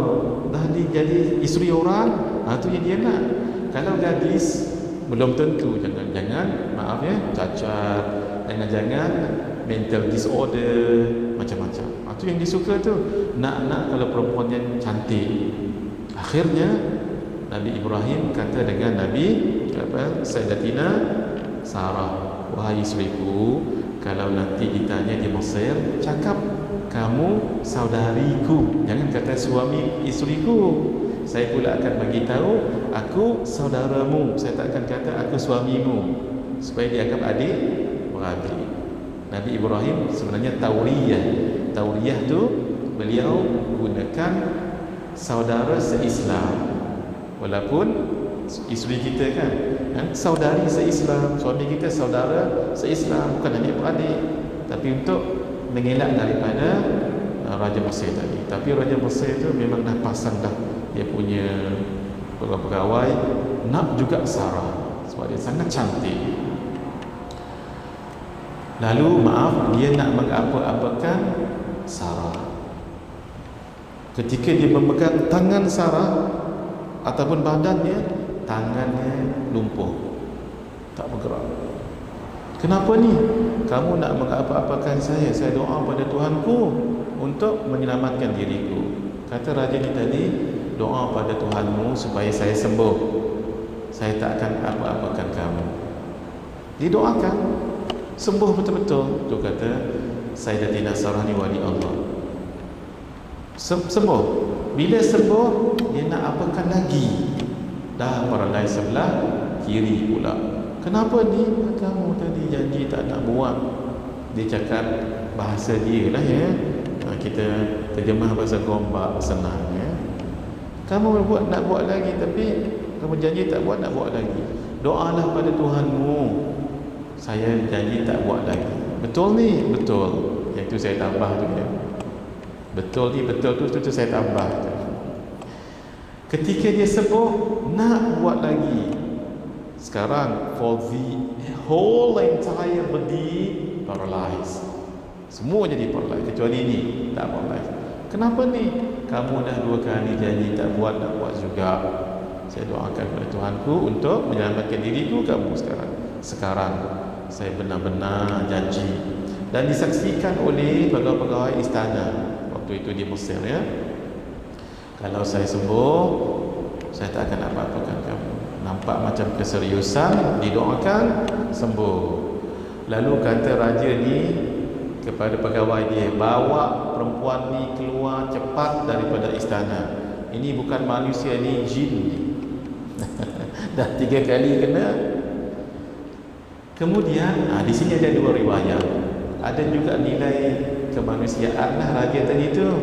Sebagai tanda terima kasih kepada Sarah ni, salah seorang pembantunya, maksudnya yang bekerja pelayan yang berkhidmat di istana tu, namanya Hajar. Jadi isteri nanti tu Hajar. Bagi pada beliau, ada pendapat mengatakan memang anak dia sendiri, anak raja ni sendiri. Itu tak penting lah. Pergi ke mana? Ke Palestin tadi tu. Berkhidmatlah selama 15 tahun. Ketika itu pun Sayyidatina Hajar umur 15 tahun ketika di Mesir. Bermakna 15 tahun berkhidmat. Berapa tahun umurnya sekarang di Palestin? 30. Sayyidatina Sarah berapa umurnya? Kan umur 30 tadi, 45 lebih. Nabi Ibrahim ketika itu dah berumur 80 ke 82 tahun. Dan Nabi Ibrahim selalu doa supaya Allah bagikan anak. Rabbi habli minas salihin, Rabbi habli minas salihin. Ya Allah, bagikan saya anak. Ingin nak dapat anak. Tapi Sayyidatina Sarah tak dapat melahirkan anak. Beliau faham hasrat suaminya. Jadi macam mana Sayyidatina Hajar, hambanya tadi itu, dihadiahkan kepada Nabi Ibrahim, lalu dikahwini oleh Nabi Ibrahim, dapatlah anak namanya Ismail. Ada pendapat mengatakan Ismail itu berasal dari perkataan Isma. Isma itu dengar.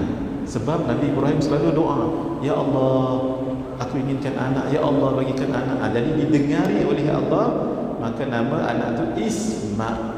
Itu satu pendapatnya, tapi ditambah il, jadilah Ismail. Sayyidatina Sarah bila dapat anak, perempuan, kan ada perasaan macam takut, macam bukannya tak suka, tapi takut tak dilihat lagi oleh suami, tak diambil berat lagi. Akhirnya beliau balik ke Iraq, ya. Tapi oleh kerana beliau sangat baik dengan Nabi Ibrahim, dan dalam hal ini sanggup berkorban, dapat juga beliau anak. Siapa nama anak beliau? Ishaq. Daripada Ishaq nantilah keluar Ya'qub, keluar Nabi Daud, keluar anaknya Sulaiman. Itu yang jadi keturunan Nabi Ishaq. Kita cerita kemudian tu. Ketika di Palestin, Allah perintahkan apa tadi? Untuk membina Kaabah, kan? Ketika itu namanya bukan Makkah, tapi Bakkah. Bakkah ni maksudnya ada foundation yang Kaabah runtuh dulu tu. Saya lanjutkan. Dibawalah 3 beranak ni naik unta ke situ. Yang pelik, Nabi Ibrahim ketika dah letak di situ, tak cakap banyak, terus unta tu dipalingkan menuju ke Palestin. Tapi tak berjalan, paling itu je. Lalu kata Sayyidatina Hajar, kenapa bang? Lebih kurang bahasa. Bapanya? Lebih kurang. Tak dijawab oleh Nabi Ibrahim. Lepas tu tanya lagi, bapa bang?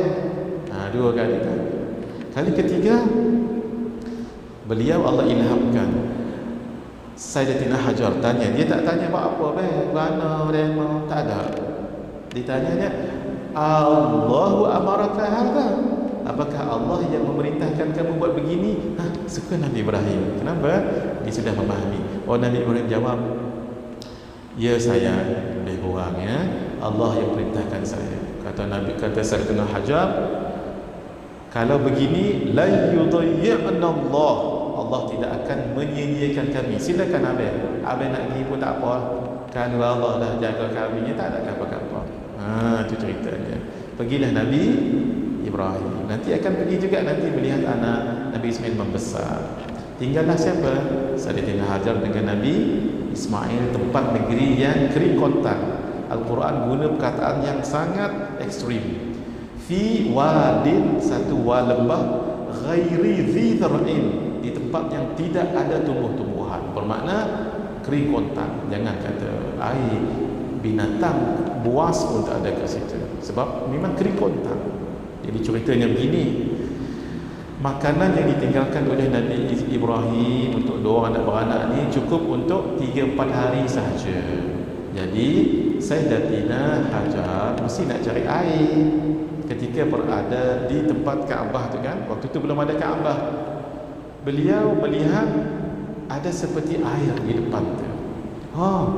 Dengan suka hati pergi kat situ. Eventually itu rupanya Bukit Safa.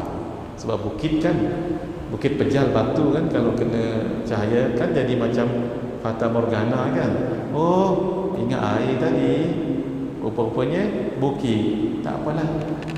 Ketika beliau berada di bukit itu, dari kejauhan melihat ada lagi air, seperti air. Jadi turun lembah sedikit yang dia berlari tu. Sebab tu kita sunat berlari di antara dua tiang hijau. Rabbi ighfir warham wa'fu wa takarram wa tajawaz amma ta'lam innaka ta'lamu ma la na'lam innaka antallahu al-azizul akram. Itu yang berlari dia lelaki, perempuan slow-slow je. Saya ketika berlari, perempuan Arab lagi laju daripada saya. Nah, kita boleh berlari, tapi perempuan jangan. Kami lelaki, saya pesan dengan jamaah saya, maaf ni saya nak berlari insya-Allah. Tapi yang lelaki kalau nak berlari, jaga-jaga. Jaga. Ikat betul-betul pakaian ihram. Bismillahirrahmanirrahim. Buat arwah anak saudara. Baik. InsyaAllah nanti ada kita baca Fatihah nanti sebelum kita habis ni. Arwah anak saudara meninggal semalam. Masya-Allah ya, kita tak tahu lagi. Setiap hari ada orang meninggal, setiap hari. Cuma orang tu belum kita lagi. Sebelum kita meninggal, usahakan 2 amalan. La ilaha illallah 70,000 kali. Yang kedua, qul huwallahu ahad 100,000 kali. Macam mana? Baca sikit-sikit. Contohkan kita mengamal qul huwallahu 200 kali sehari kan. Hari ni 200, esok 200. Tulis dalam buku, jangan tulis kat handset. Takut nanti handset jatuh, habis semua. Tulis kat buku. Hari ni 200, esok 200. Kalau boleh sebelum tutup mata ni, 2 amalan ni khatamkan. La ilaha illallah 70,000 kali. Yang kedua, qul huwallahu ahad berapa kali? 100,000 kali. Termasuklah yang kita baca qul Allah dalam solat tu. Kalau ingatlah, catat semua, catat. Lepas khatam tu, kalau kata nak meninggalkan, ada rasa tenang kita. Sebab ini boleh menyelamatkan dalam kubur. Ini bukan saya sebut ni, ulama sebut. Ada dalam buku warna biru. Siapa ada buku warna biru, tengok sekejap. Kalau mengaji dengan saya, buku amalan tu kena selalu buka ya, supaya dapat buka surat. Boleh Syahlim? Siapa yang kena bukan mengaji amalan yang kecil, amalan orang soleh, amalan orang soleh yang warna biru. Surat belakang sekali. Yang itu. Ajar angkat sikit ke ajar. Yang itu. Muka surat berapa? Belakang sekali Ustaz. Muka surat belakang sekali. Surat belakang, yang belakang-belakang itu amalan orang soleh. Baik. Itulah hadirin, kita sambung sikit lagi. Kat mana berhenti tadi? Di Syai, berlari tu. Melari.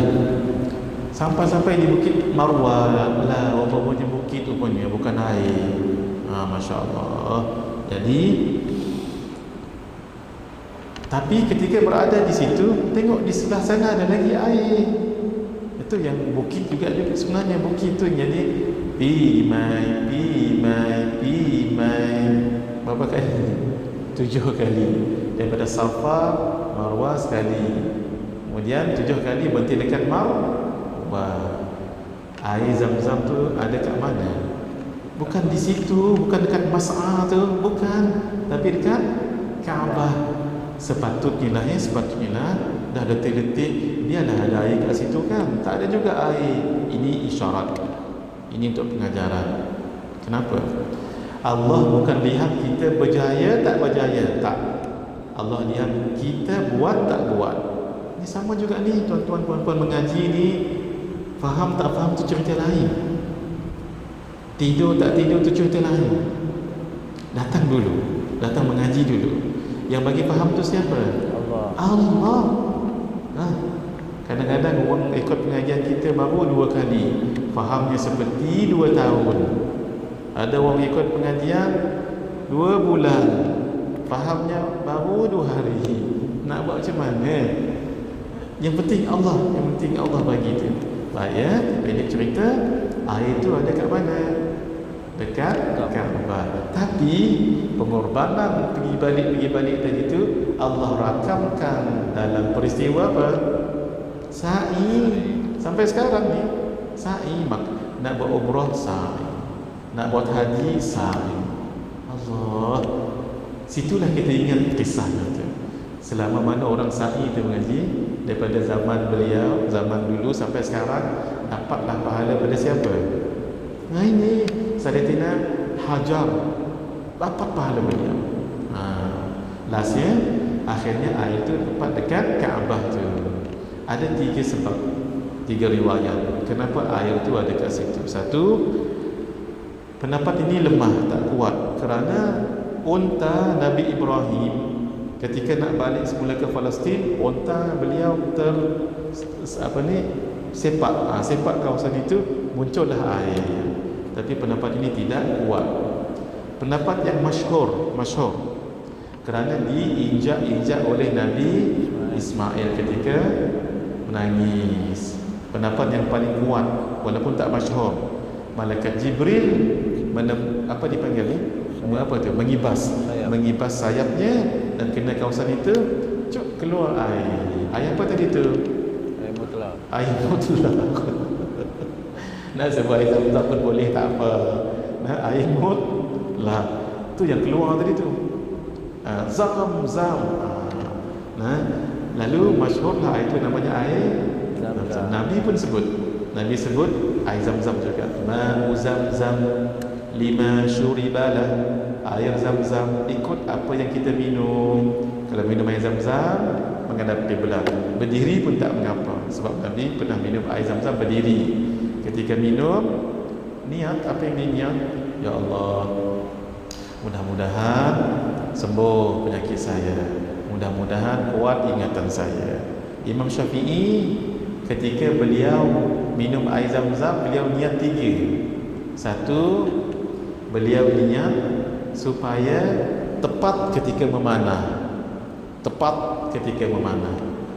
Yang kedua, beliau supaya jadi ulama besar ya. Yang ketiga saya tak ingat apa yang ketiga tu. Tiga-tiga dimakbulkan oleh Allah. Sebab tu bila kita minum tadi, kita ambil berkat air. Baru ni sebut air Zam-Zam ke air mutlak? Air Zam-Zam tak apa, sebab kita dah sebut tadi kan. Kalau ceritanya air mutlak, akhirnya jadi air Zam-Zam. Jadi bila minum air ni, kerana air Zam-Zam tu berkat, baca nanti saya tulis nanti masa tak cukup, saya tulis nanti, jangan risau. Saya bagi dengan Umi, mintakan yang itu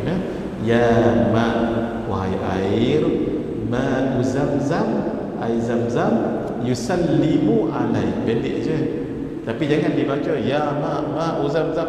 Jangan macam gitu, dalam hati pun tak apa. Ketika minum, wahai air, guna bahasa Melayu dululah ya. Wahai air, tak kira air mineral ke, Milo ais ke, asam boy pun boleh, asam boy limau. saja nak tengah hari ni mengaji. Antara yang sedap ni ayat sampai 5. Tapi jangan guna sampai dalam paket tu, jangan. Kan ada sampai yang dalam paket tu kan. Dia kembang. Yang tu okey juga, alhamdulillah. Tapi yang lebih original dia tu asam yang ketul-ketul tu.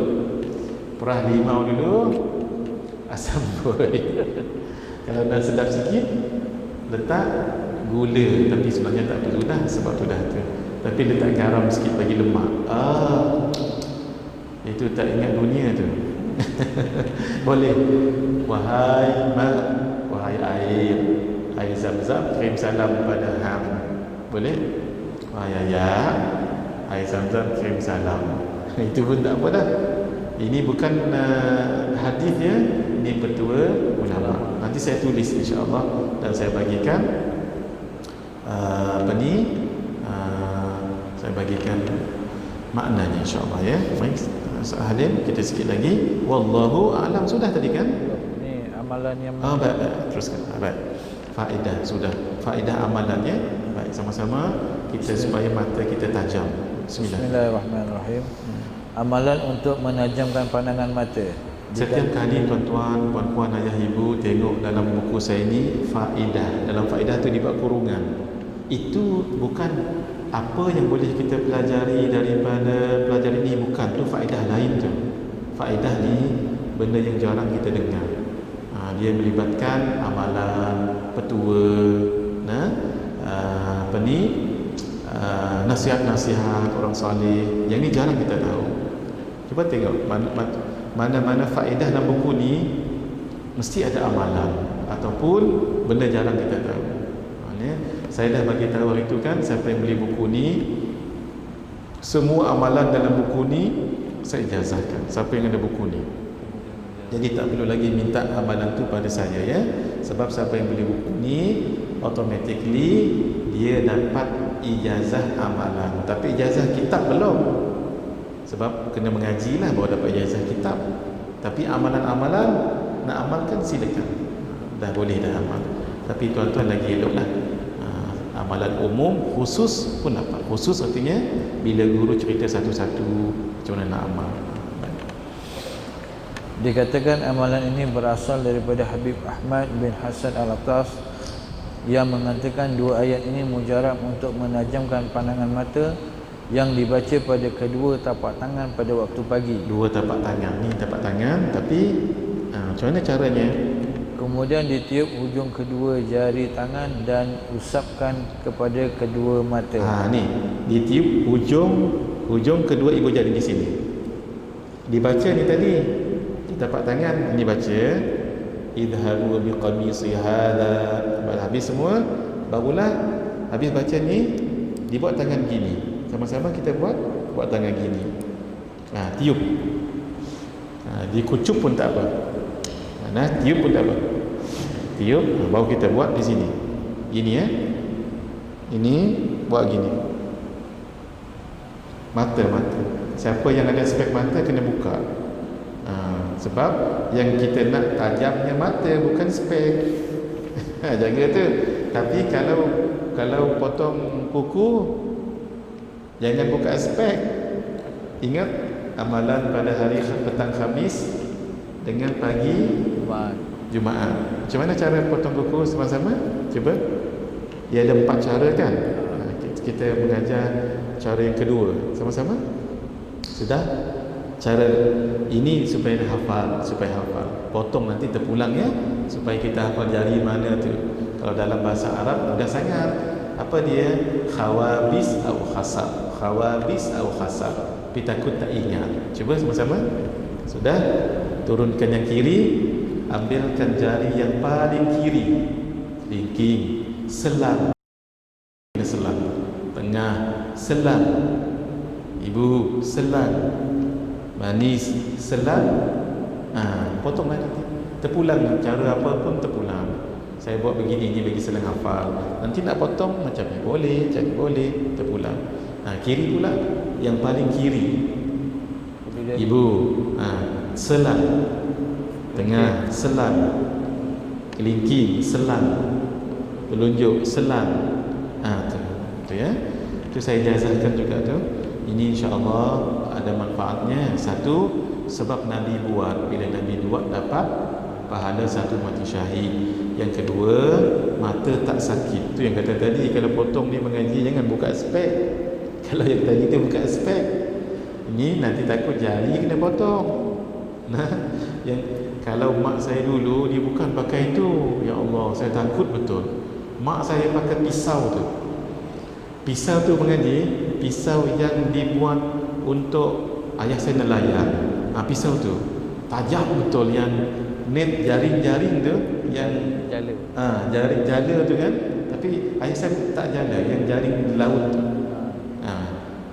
Yang koyak tu akan dijahit tu. Bapak saya memang eksport sampai sekarang. Sampai sekarang dia tangkap ikan. Jadi jadi yang itu tu kalau koyak kan kena benang tu. Dia ada satu pisau halus. Ya Allah, tajam memang ngaji. Mak saya sampai sekarang terasa lagi ni. Kalau dia nak potong kuku, yang tu lah dikeluarkannya. Allah, saya berdoa janganlah kena. Wallahi, sampai umur sekarang lah mak dah meninggal tak pernah luka lah. Itu yang maksud saya tadi tu. Sekarang ni kadang mata ni senangkan. Boleh semula sama-sama kita ingat. Yang ni ajar orang lain.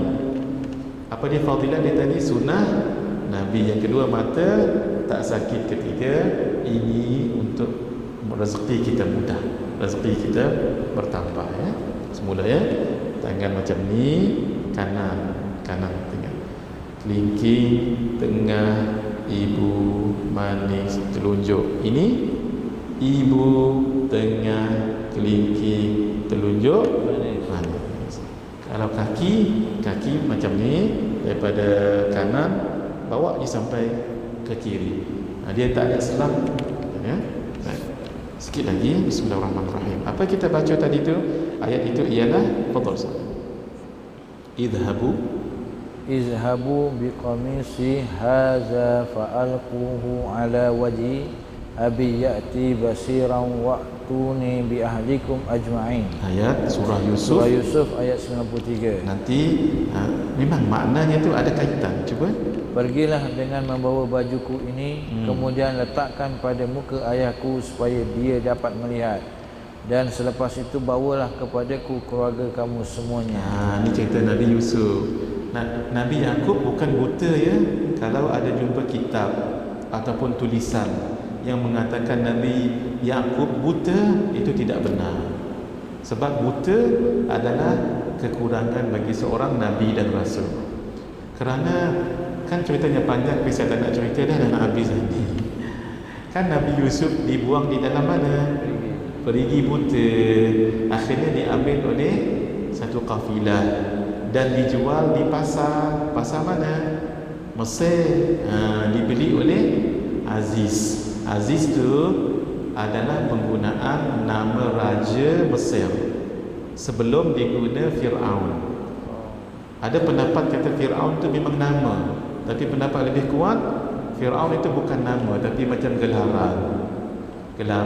Sebab Raja Fir'aun pada zaman Nabi Musa katanya, saya pun tak sempat nak rujuk, tapi yang saya ingat sekarang Raja Ramses II. Raja Ramses II. Nanti kalau saya salah tolong betulkan Tapi di zaman Nabi Ibrahim tak dipanggil Fir'aun. Aziz saya tak pasti apakah dipanggil Aziz atau tidak. Tapi di zaman Nabi Yusuf, sebelum Nabi Musa datang kemudian. Zaman Nabi Ibrahim saya tak pasti tadi tapi zaman Nabi Yusuf raja tu dipanggil Aziz. Aziz tu panggilan, nama apa wallahu alam. Zaman Nabi Musa raja tu dipanggil Fir'aun. Tapi oleh kerana Ramses tu memang teruk sangat, cerita Nabi Musa pun dah terkenal dalam Quran, jadilah Fir'aun tu tak elok sebut dia nama Fir'aun, tak elok lah tu. Walau Fir'aun itu adalah gelaran raja saja, gitu Baik. Nabi Yaqub bukan buta, tetapi beliau menangis, selalu sangat menangis sebab kesian Nabi Yusuf itu Kata adik-adik beradik yang lain dimakan serigala. Pandai mereka, contohnya panjang tu. Baju Nabi Yusuf diletaknya darah serigala. Jadi seolah-olah dimakan serigala. Sedihlah Nabi Yaqub, kan anak dia makan serigala. Menangis. Satu yang kena kuat menangis, mata jadi macam tertutup macam tu, seperti buta macam ni bukan buta tetapi matanya tertutup. Baik, itu satu. Ayat yang kedua, Syekh Halim. Bismillahirrahmanirrahim. Fakashafna anka ghita'aka fabasaruka al-yawma hadid. Nah, ini pun kita baca juga bila orang azan. Boleh ya? Azan saya tak dapat ijazah sekarang sebab dia kena live. Kalau nak dapat ijazah ni kena live. Bila orang azan, ketika muadzin mengucapkan asyhadu anna Muhammadar Rasulullah, kita jawab asyhadu anna Muhammadar Rasulullah, tangan buat begini. Cuba dulu. Ni tak ijazah ni belum ijazah, tapi kalau nak buat silakan. Sebab ijazah ni valid apabila orang azan betul-betul. Ni tak ada azan kan, tapi siapa nak buat silakan dulu ya. Begini. Sudah. Dan hafalkan. Ketika orang baca asyhadu anna Muhammadar Rasulullah, kita baca asyhadu anna Muhammadar dan kucup dan letakkan di mata. Saya buat dulu saya buat dulu. Siapa yang ada spek buka. Saya buat dulu. 1 2 3, ataupun 1 pun tak apa dalam bilangan ganjil. Cuba tuan-tuan buat. Kucup dulu. 1 2 3. Ambil ganjil. 5 boleh, tapi nanti orang kata sakit mata kah? Selalu sangat. 1 pun tak apa. Tapi ada setengah orang begini. Boleh juga ni. Tapi saya tak buat begini ya, sebab saya dapat ijazah daripada guru saya memang begitu. Tuan-tuan kalau boleh buat begitu jugalah, unless siapa yang ada ijazah begini. Boleh. Ni 7. Ni jadi buat 1 2 3. Tapi dalam hadis sebut begitu. Tu yang saya buat begitu tu. Saya tak ijazahkan, tapi kalau tuan-tuan ada niat nak mengamalkannya, silakan. Tapi bukan atas nama ijazah ya. Ijazah ni dia mesti valid. Cara nak valid mesti azan betul-betul. Carilah. Kalau tuan-tuan nak dapat ijazah ni, wajib tengok saya buat ataupun ustaz yang ada ijazah ni buat. Contohnya saya solat zuhur kat sini. Contohlah, tiba-tiba orang azan, saya buat macam tu. Walaupun saya tak kata saya ijazahkan, siapa yang lihat saya dapat ada ijazah, ataupun lihat orang yang buat itu. Kalau orang tu ada ijazah lah. Macam tuan-tuan nak buat silakan, tapi belum dapat ijazah. Ada, nanti saya bagikan sanad hadis bersama dengan Nabi. Walaupun hadisnya dhaif, boleh diamalkan. Buktinya apa? Memang siapa yang buat begitu matanya tak sakit. InsyaAllah saya tak pakai spek, insyaAllah. Umur 44 dah, 45 nak masuk 45. Alhamdulillah. Itu ya. Orang yang ada spek mata, ketika buat begitu tadi, buka spek mata. Tapi ketika memotong kuku, jangan dibuka. Itu maksud saya tadi tu. Takut yang lain, tangan suami dikeping. Kita habiskan dulu. Maaf saya lupa tadi. Ketika azan boleh baca asyhadu anna Muhammadar Rasulullah. Kita pun asyhadu anna Muhammadar Rasulullah. Buat tangan macam ni, baca ni dulu. Marhaban, ikut saya. Marhaban. Ya habibi. Qurrata aini. Sayyidina Muhammad bin Abdillah. Bawa kucup. Buat macam tu. Ketika kucup tu boleh baca ini. Fakashafna anka ghita'aka fabasaruka al-yawma hadid. Boleh combine sekali. Tapi yang ini tak bukan waktu azan ya. Ini waktu bila ni? Baca pada kedua tapak tangan pada waktu pagi. Ini pagi ni kan. Siapa yang tak buat boleh buat lepas ni. Tunggu dulu, habis mengaji dulu. Habis mengaji ni baca. idhabu biqamisi hadha fa'alquhu ala wajhi abi ya'ti basira wa'tuni bi ahlikum ajma'in. Jangan sapu dulu, baca ayat yang kedua. Fakashafna anka rita'aka fabasaruka al-yawma hadid. Baca tapak tangan, tapi yang ditiupnya sini. Baru kita ubah. Tiup ke kucup? Tiup kan? Bawalah tangan ini. Usapkan pada kedua mata. Jangan usap begini. Ini dia. Sekali cukup. Boleh? Saya tunjukkan. Cuba tuan-tuan tengok, saya tunjukkan. Idhabu biqamisi hadha fa'alquhu ala wajhi abi ya'ti basira wa'tuni bi ahlikum ajma'in fakashafna anka ghita'a fabasaruka al-yawma hadid.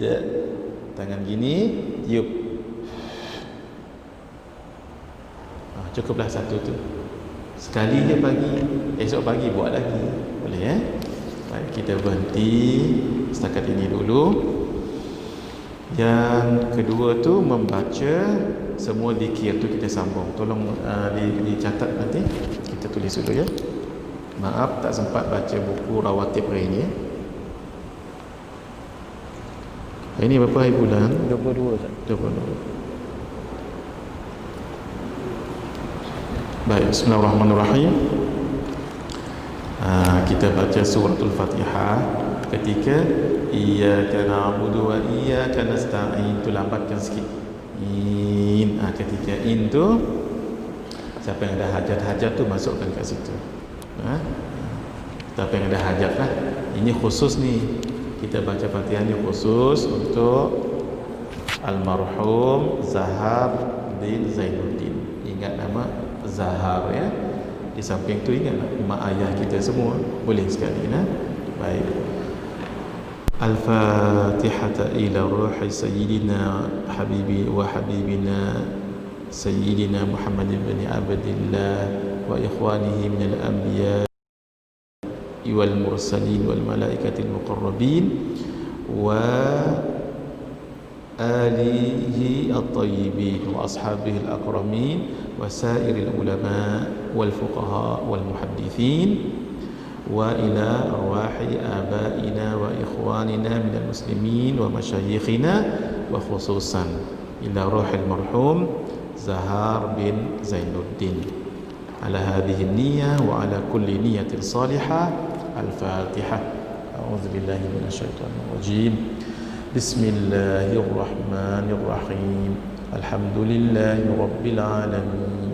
Ar-Rahmanir Rahim. Maliki yaumiddin. Iyyaka na'budu wa iyyaka nasta'in.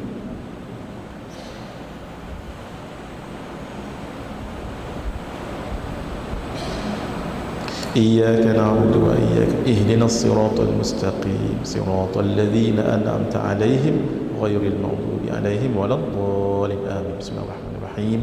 الحمد لله رب العالمين والصلاة والسلام على أشرف الأنبياء والمرسلين وعلى آله وصحبه أجمعين. اللهم اغفر له وارحمه وعافه واعف عنه. اللهم اغفر له وارحمه وعافه واعف عنه. اللهم اغفر له وارحمه وعافه واعف عنه. وأكرم نزوله ووسع مدخله واغسله بالماء والثلج والبرد ونقه من الخطايا كما ينقى الثوب الأبيض من الدنس وابدله دارا خيرا من داره وأهلا خيرا من أهله وزوجا خيرا من زوجه وأدخله الجنة وأعيذه من عذاب القبر ومن فتنته ومن عذاب النار. وصلى الله تعالى وسلم على سيدنا محمد وعلى آله وصحبه أجمعين والحمد لله رب العالمين. بسر الفاتحة. أعوذ بالله من الشيطان الرجيم. الحمد لله رب العالمين. إياك نعبد وإياك نستعين صراط الذين أنعمت عليهم. والسلام عليكم ورحمة الله وبركاته.